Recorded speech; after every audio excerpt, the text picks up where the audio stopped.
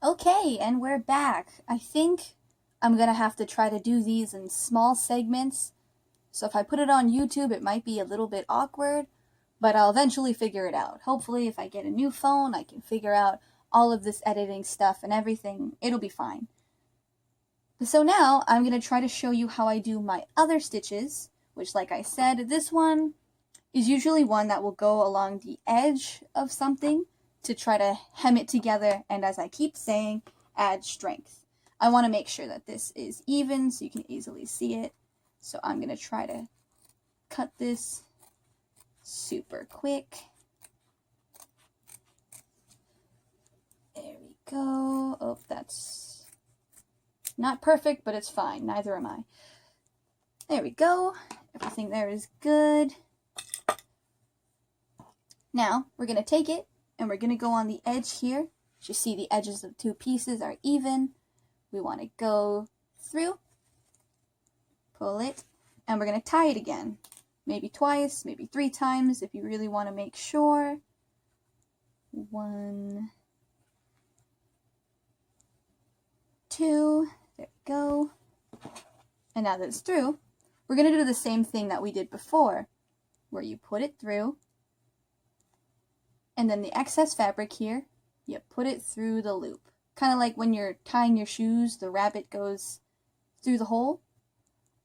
Is that how we learned? Yeah, how does it go again? The rabbit goes around the tree and in through the hole and goes through. I think that's how I learned. Anyway, you want to do that once or twice. Ta-da! And sometimes you'll see that the excess there, it got stuck inside. You can just pull it through. And then just to get it out of your way, you can just trim it off. And now what we're going to do is we're going to repeat that loop, but all the way along the edge. And then you'll see the pretty pattern that it'll make. And it'll be a nice, nice hem. And so you can already see I ran through a cross through here. Is that this went through, but there's excess here. It got stuck. If that happens, you can sometimes just go through and pull it loose, and then pull it through again, and ta-da. Sometimes that can happen with really cheap thread and fabric. It'll get caught on little things that maybe you can't even see. So if that happens, I'll just go along the thread with my fingernails and just kind of pull and try to get off the little excess bits that might be getting stuck.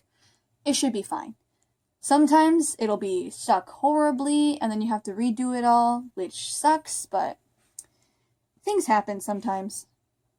And then you want to go through again, and you want to make sure that it stays at the same spot along the edge so we'll get a nice clean line.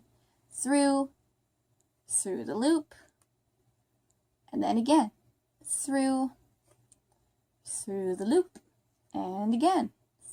Through, there we go, and through the loop. And as you can see here already, can you see that here?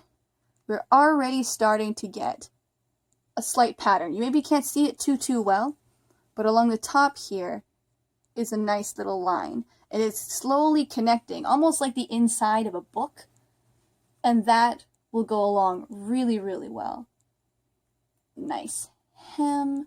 Through the loop and pull. You don't want to pull too tight because you might accidentally make it all bunch up, which sometimes you could do that on purpose if you want to make ruffles or some kind of design. Right now, we just want it to be nice and smooth. Ta-da! And there we already have a nice forming line.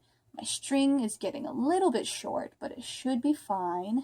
Through and pull. And once you get used to this, this becomes super fast because you can do it like the back of your hand.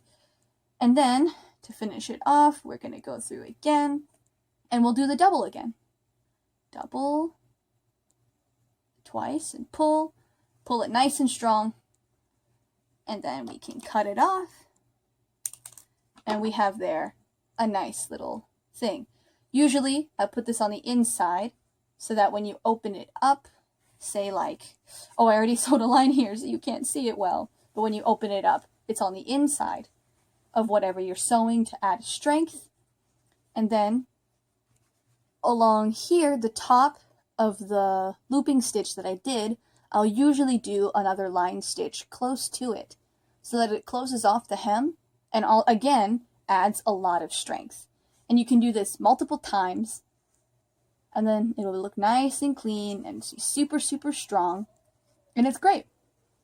And that's really about it. You can do that along really anything. Almost all of my stuff I do that on because, again, strength is everything. It's super easy, super neat, really good practice. And you're able to do it along an edge, but you're also able to do it along inside. And that is, again, another way of embroidery. Or at least the way that I do it. Again, I'm not really sure if anything I'm doing is right, so we'll find out. That'll be fun. And then next, I will show you how to do that stitch I was talking about that hides your stitch work and makes everything look neat. It is super, super easy. I even learned how to do it, I think, from some Chinese version of TikTok, I think I saw it on. So we'll do that next time. I'll cut it short again before the video times out. So until then, next time!